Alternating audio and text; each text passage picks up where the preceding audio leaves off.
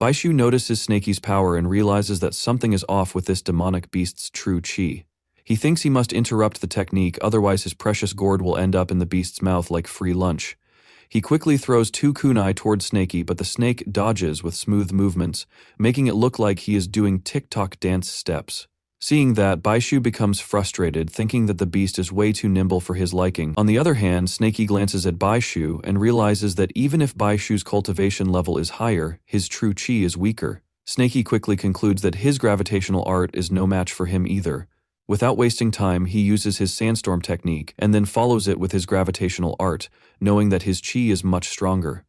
The gourd starts flying away from Baishu, who in panic uses all his power, realizing he is about to lose it. As the gourd almost slips into the demonic beast's control, Baishu hurriedly pulls out the wind-settling pearl from his pouch and flies it into the air, chanting, "Swiftly, as the statutes command." The pearl spins in the sky as he commands it to settle. Watching this, Snaky becomes frustrated, realizing that Baishu carries so many artifacts and is basically a walking treasure chest. He silently admits that he has never met anyone like this before. As Baishu continues his technique, he glances back at Snaky and realizes the demon is only at the early foundation establishment stage, yet his chi can suppress his own. He even silently praises Snaky while also feeling bitter that this is the first time he has faced such a beast. His attention then shifts towards his partner Hong Li, who is struggling against the simp. Carefully observing, Baishu notices that she is about to be overwhelmed. He studies the simp's style and power and realizes that this little thief from the mountain-moving sect is far stronger than he expected. He even wonders why he has never heard of him before, considering he is strong enough to be famous among cultivators. Just then, Snaky notices that Baishu is distracted and not focusing on their fight. Without wasting time, he uses Earth-Piercing Spike, knocking Baishu away as he crashes on the ground. Watching him fly like a broken kite, Snaky mocks him, asking where exactly he was looking at. Baishu quickly gets up, realizing that he can't drag this fight any longer and must use his ultimate treasure. He immediately takes out the soul-devouring banner. A dangerous-looking artifact floats in the air, its eerie aura glaring at Snaky. Baishu activates it and chants, "From the 9 hells, no pardon is given. 10,000 souls shall be my soldiers. Let the yellow springs flow in reverse and heed my command. By my blood pact I call upon your nether mines." As the banner spins in the air, Snaky glances at it, feeling confused. On the other hand, Baishu continues chanting, "Let the boundless dead all become spirits for my banner." Seeing this, Snaky feels a bit scared, silently admitting that the artifact looks insanely dangerous. He wonders what kind of treasure this could even be. Without hesitation, Snaky swallows a Divine Burst pill, realizing that he cannot give Baishu enough time to finish casting. He must act fast. After thinking quickly, Snaky decides to use the Mountain Embracing Seal, an advanced earth elemental art. To use it, one must calmly visualize a great mountain, summon its phantom, and merge it with true chi to solidify the image. The stronger the chi, the greater the mountain's power. This art demands extremely high true chi, a strong earth spiritual root, and great comprehension. Normally, it is recommended only for late foundation establishment stage cultivators. Meanwhile, Baishu keeps pouring his strength into the soul-devouring banner, commanding 10,000 ghosts to devour his opponent's soul. As the ghosts rush at Snaky, he realizes that at a moment like this, retreat is not an option. He knows that stepping back means defeat, and defeat is something he refuses to accept. Therefore, Snaky decides to keep fighting and prepares for a counter. He injects his true chi and solidifies the mountain by using the Mountain Embracing Seal. On the other side, Baishu hides behind a tree, controlling the ghosts that rush straight at Snaky. He even mutters in silence, asking Snaky to just give up and become food for his soul-devouring banner. With frustration, he commands the ghosts to tear Snaky apart. The ghosts reach Snaky and start ripping his body, making him jump in pain and scream like someone stepped on his tail. Snaky gets annoyed and thinks ghosts are way too cheap. He realizes that he can't fight them head-on, so his best option is to counter with his own technique. Without wasting time, he activates the Mountain Embracing Seal again, and as soon as the mountain solidifies, he commands it to crush Baishu. Seeing a massive mountain form behind him, Baishu becomes shocked and scared. He realizes it is the Mountain Embracing Seal, a technique that barely anyone in the entire mountain-moving sect even knows. He becomes confused, wondering how a demonic beast can use such a high-level art so perfectly.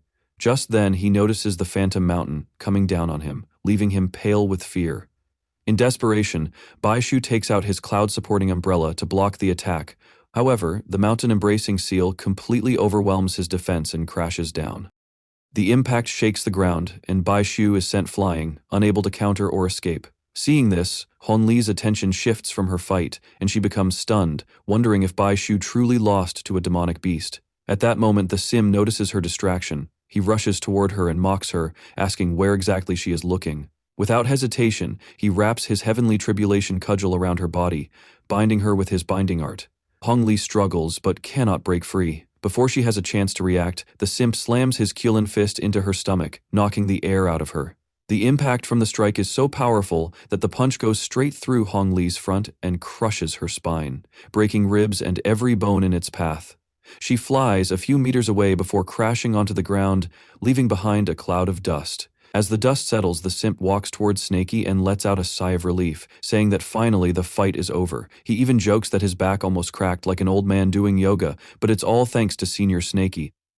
However, his smile soon fades when he notices that Snakey gives no reply. Scratching his head, he quickly looks up and realizes Snakey used the mountain embracing seal. He even praises him, saying that Senior Snakey is a true genius for learning it in one go. Still, after hearing nothing back, he looks around in confusion, wondering where exactly his senior is hiding. On the other hand, Snakey struggles desperately to deal with the ghosts from the soul-devouring banner. As they enter his body, he dives underground, trying to escape. His body feels like it is about to explode, with multiple ghosts gnawing at him from the inside. He grows frustrated, realizing that even his golden scales cannot touch them. The situation worsens when he notices that the ghosts are rushing straight toward his stomach, capable of devouring his flesh and blood from within. Snakey forces himself to calm down, knowing that only a clear head can counter this. He keeps thinking, convinced there must be a way to get rid of them. Suddenly, he remembers the treasure that the simp received from the sect. Back then, while examining it, he had seen the Thunderfire seal. At that time, Snakey asked the simp to hand it over, and as a loyal junior, the simp obeyed without question. Realizing he still has the seal with him, Snakey concludes that his only choice is to first draw all the ghosts into his body, only then can he unleash the seal's power. As he does, Snakey pulls out the thunder fire seal that the simp once gave him. He knows it's worth a shot. After all, he can't just let these spooky freeloaders eat up his flesh and blood from the inside. With a bitter smile, he thinks this is a total do-or-die moment. Still, he swallows the seal whole, fully aware that the effect might actually kill him. But hesitation isn't an option. He begins chanting loudly, declaring, "Heaven and earth are the board, all living things are the pieces." The seal inside his body activates instantly. With a final command, he detonates it from within, and a thunderous explosion shreds every ghost lurking inside him. A few moments later, Snakey sits weakly on the ground, almost about to pass out. He admits to himself that he never imagined using such a valuable artifact in this reckless way. Still, he feels oddly relieved, considering that a mid-grade spirit treasure self-destructing inside the body is no small joke. Yet thanks to his tough physique, he survives.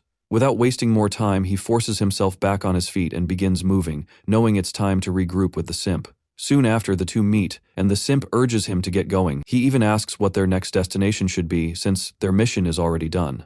Instead of giving an answer, Snakey smirks and praises him, saying his performance this time was truly outstanding. Hearing that, the simp stays silent, which makes Snakey suspicious. He asks what's wrong, and even teases if his junior has secretly fallen for the female enforcer, Hong Li. The simp denies flatly, keeping a serious face. Snakey then guesses if the guilt of killing a sect leader is weighing on him. But instead of confirming, the simp speaks firmly, saying that he has a request. He wants to leave for a while. Snakey becomes confused and asks where exactly he plans to go. With a serious expression, the simp replies that he wants to head to the front lines, straight to Chuyang City.